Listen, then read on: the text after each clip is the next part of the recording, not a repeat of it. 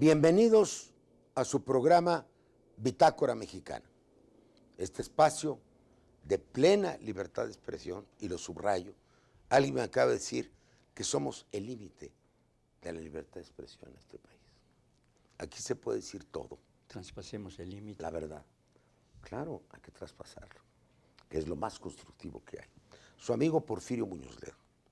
Hoy quiero presentar un libro, como lo he hecho muchas veces, que se llama Homero, entrevista al mundo. Su autor es Juan María Alponte, que es muy antiguo amigo mío, que es un erudito universalista, es casi un enciclopedista. Él ha sido un periodista que introdujo en México la reflexión sobre los asuntos mundiales, en los años 60. Y él, bueno, ha sido profesor titular de la UNAM.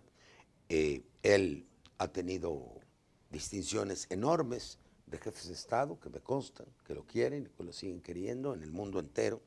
Y nada más para decirlo, este es su libro número 34. Juan María, ¿qué quisiste decir en Homero, entrevista al mundo?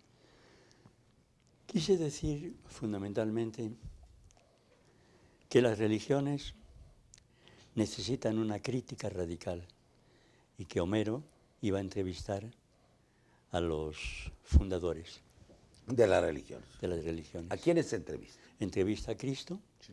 Bueno, entrevista al Cristos, porque la palabra Cristo es la traducción de la palabra hebrea Mesías. Así es. Y por lo tanto, la mayor parte de los cristianos no saben algo tan importante como que cristiano procede de la traducción griega de los evangelios.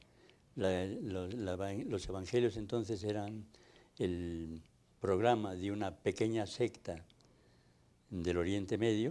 Es decir, los discípulos de Cristo escribieron testimonios, sí, pero incluso en rollos, etcétera.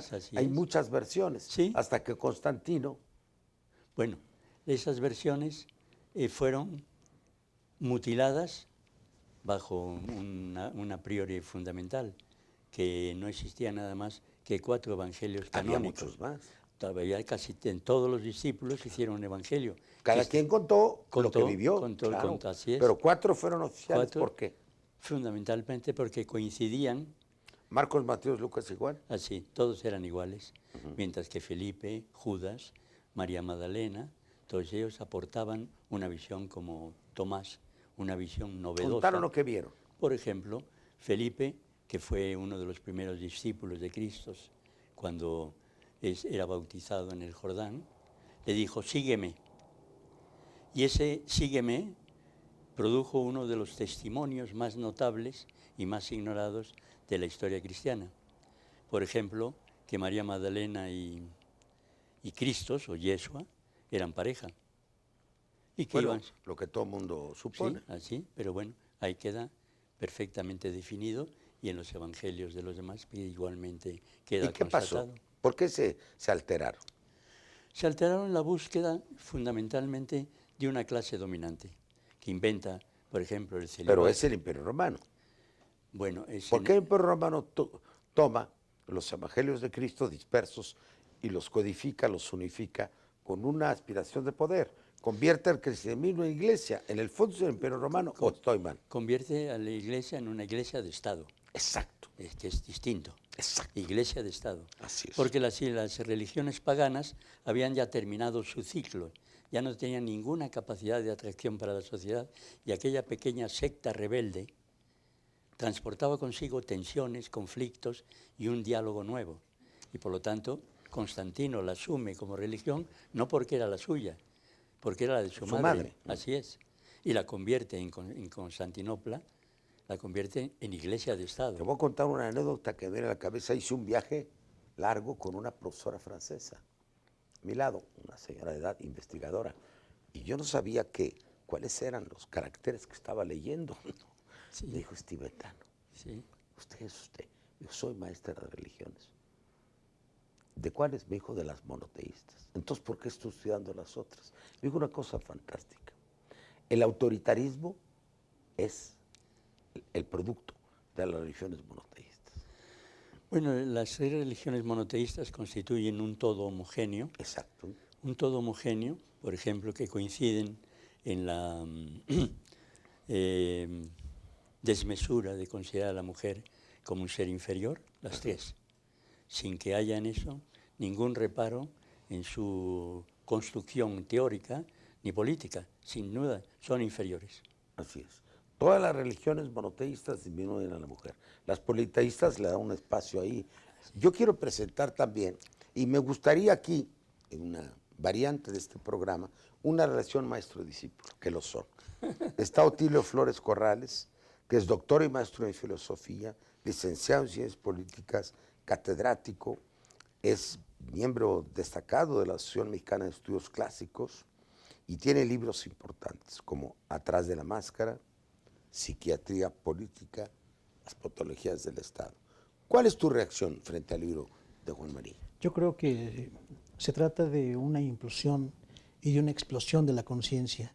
Creo sobre todo que el libro de Juan María Alponte es un llamado de atención para los niveles de tolerancia dentro de los circuitos intelectuales, políticos y sociales de Occidente.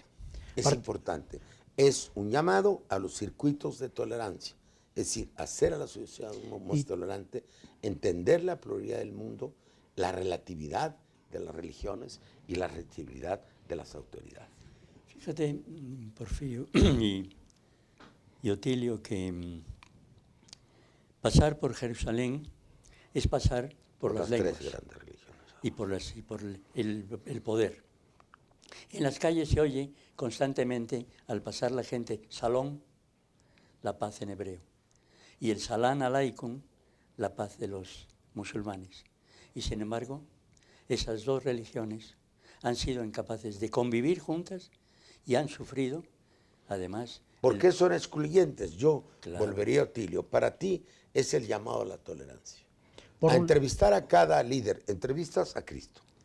A Entrevistas a Mahoma. y a Buda. Y a Buda, fundamentalmente. Sí, después hay la entrevista con Leonardo Lutero, da ¿no? Vinci, Ah, no. sí, y Galileo, Ah, bueno. el hermano son, nuestro. son las víctimas de la... Así es. ¿Tú así leerías el libro de Juan María? Él ha hecho el prólogo, Yo además, cre- un yo- prólogo prodigioso. Yo creo que lo que hace Alponte, más allá de entrevistar, es replantear y repensar las tareas de los humanismos en este tiempo. Por un lado, el humanismo como problema y por otro lado, los grandes... ¿Por qué el humanismo como problema? Porque lo que está presentando son las vértebras más delicadas de las ideas que tocan a la conciencia, como diría el viejo Hegel, de lo que hoy nos concierne como entes políticos, como seres sociales. Es un... ¿Demistifica? ¿Es sí, un llamado a la libertad? ¿Es un llamado a conciencia libre? ¿Es un llamado a la racionalidad? ¿Qué es? es un llamado a estar más allá del dictum totalitarium, como lo dice el profesor Alponte en sus clases. ¿Es un libro revolucionario Es o un- simplemente democrático? No, yo creo que estamos frente a un texto clásico de nuestro tiempo, que si no, va a ser un libro clásico. Es un libro que toca distintos ángulos de lo que llamamos humanismo. Toca, dijéramos, los puntos culminantes, los puntos cúspides de lo que somos. ¿En qué sentido? En el sentido histórico, en el sentido político y en el sentido intelectual. ¿Qué sale de ese diálogo con los creadores de la religión? ¿Qué sale como sumo, como está como tocando jugo? la construcción de lo político en el siglo XXI. ¿Por qué? Porque juega con la palabra, porque recrea el contenido de la palabra, porque le da eco a el contenido posible de la palabra real. Pero para nuestro público quisieras concretar. Creo que lo que Alponte hace es un juego con la palabra para despertar lo que podemos ser como pueblo. No es un asunto nada más... Que dejemos ese rebaño. Que El que tiene dejemos- una fe es rebaño. que dejemos de estar netamente en los circuitos de la educación oficial, Oficial, de estar de en las el doctrinas. evangelio oficial, de estar en la conciencia inmediata, de saber que hay otras lecturas, de entender que hay otras posibilidades entre nosotros. Pero Otra también forma- de convivencia entre creencias. otra forma de hablar. Bueno, Su diálogo con Mahoma, ¿en qué se diferencia de su diálogo con Cristo o su diálogo con Buda? sobre todo en asumir que son dialécticas distintas, del enorme respeto con el cual sopesa y presenta a uno y entra en otro. Siempre está constantemente pensando en la diferencia y en la libertad de ejercer esa diferencia. ¿Tú crees, y yo así lo pienso, que en México hoy, donde hay un intento de la Iglesia, jerarquía católica, para dominar de nuevo las conciencias, no es muy importante este llamado a la tolerancia entre Es un llamado a la religiones? tolerancia no solamente ante las religiones, sino también ante las plutocracias y ante los lamentables también niveles que por momentos se nos presentan en la vida pública de los hombres que vemos dentro de esos circuitos. También es una crítica al poder. Desde Total. luego, creo que primero que otra cosa es eso, es una crítica precisa al poder, quirúrgica. Así lo ves tú. Sin ¿Te duda. interpreta bien, Otilio? No, no, me interpretan perfectamente. Ha leído el libro con un cuidado y una atención realmente sobresaliente. Porque finalmente, cuando no, a Homero o al Ponte, como dice Otilio Flores, entrevista a Mahoma, entrevista a un hombre, porque Mahoma se niega a ser un personaje divino, simplemente el Rasul, un enviado, un testigo de Dios. Y dice que eso es Cristo. Pero sus seguidores son muy cuidadosos con su imagen, incluso sí, exigentes. mucho más que él. También eso está la desmitificación. Él no tiene cuidado por su persona. Él se ofrece a sí mismo como un rasul, como un enviado, como un testigo. Es un camellero. Como camellero es pobre. Y la Bueno, dueña, Jesús lo era también. sí, pero hay una diferencia, que en este Jesús caso era carpintero. le elige la dueña de los camellos para casarse con él. Le pregunta, envía a una mujer para preguntarle por qué aquel hombre tan bello está soltero. Y él dice, Mahoma, porque soy pobre y orgulloso. Así. Pobre Los pobres y y orgullosos, orgullosos. Son solteros. Así es, Caramba. así es, qué maravilla, ¿no? Y entonces, la mujer libre, esa era la mujer pre-musulmana. La mujer libre le elige como marido. Y mientras ella vive, él Pero es... ¿por qué se ve al islamismo como un desprecio a la mujer si Eso es el la jefe de la religión, Sí. el creador de la religión, es fruto, su pareja, de una decisión de la mujer? Así es. Que es la que tiene la voluntad. Eso es en lo que la desmitificación del libro, como en el Cristo, como en Buda. Es decir, buscar las raíces para convertirlas en el centro de un diálogo cultural con los pueblos, para reconocer, bueno, por ejemplo, Mahoma dice de Cristo que simplemente como él, un testigo de Dios, que él es el último profeta, el último Rasul, pero el anterior Cristo es como él. Y en el Islam se considera que hay 4 mujeres santas.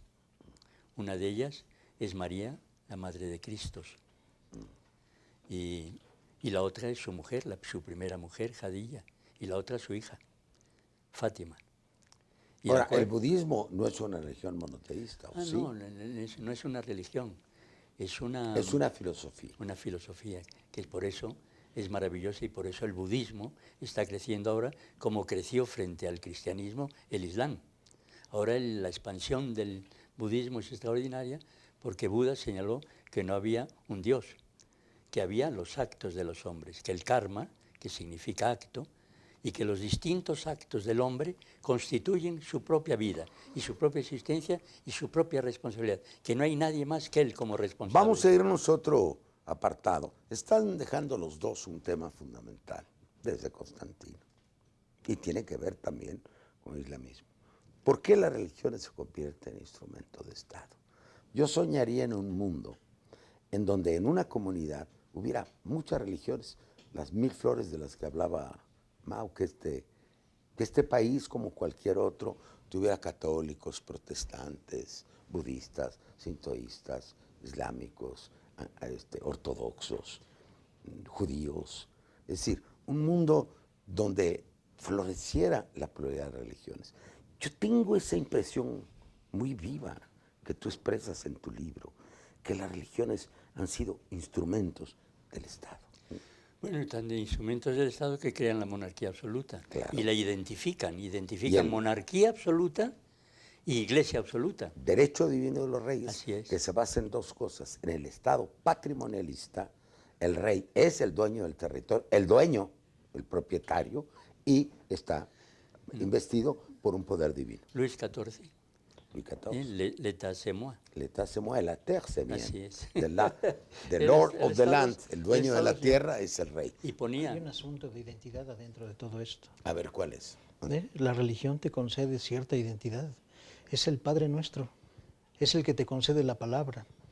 Desde el punto de vista de una antropología Pero ahí hay política, diálogo, ahí hay diálogo, ahí no hay autoritarismo. Lo ¿sí? que sucede es que la lectura de Alponte es importante en el sentido de que más que pensar en un choque entre culturas, lo que está intentando decir Es la fusión. ni siquiera es una y otra vez en el encuentro, en un encuentro posible, como muy a la Hans Kung, muy al estilo ¿Qué es de Hans Kung para nuestro uno público? de los filósofos que No ha todos tenido- los que hoy en este que han programa son tenido doctores la en filosofía. posibilidad de debatir con Ratzinger, pensando ¿Tú has en la debatido con Ratzinger? tarea, sí. Que en la- sepan que Ratzinger es el nombre del actual Papa de la Iglesia Católica, sobre el cual vamos a ir en el otro segmento.